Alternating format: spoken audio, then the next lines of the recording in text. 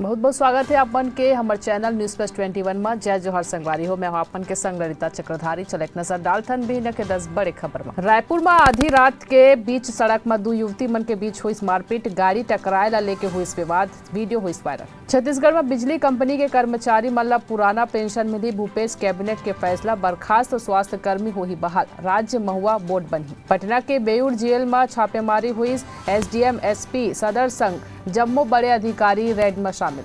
राघव चड्डा ला खाली करना पड़ सकत है सरकारी बंगला, कोठा कहीं आप सांसद ला दिल्ली के टाइप 7 बंगला में कब्जा के अधिकार नहीं।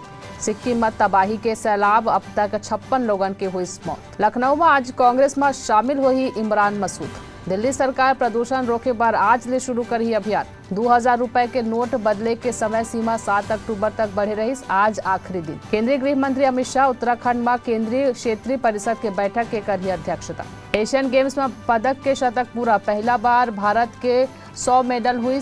महिला कबड्डी में आइस गोल्ड मेडल। ऐसे ही जानकारी रे लगातार अपडेट रहे पर हमारे चैनल लाइक और सब्सक्राइब करना जन भूलो और तमाम अपडेट्स पर बने रहो न्यूज प्लस 21 पर। आप मन के हक के बात।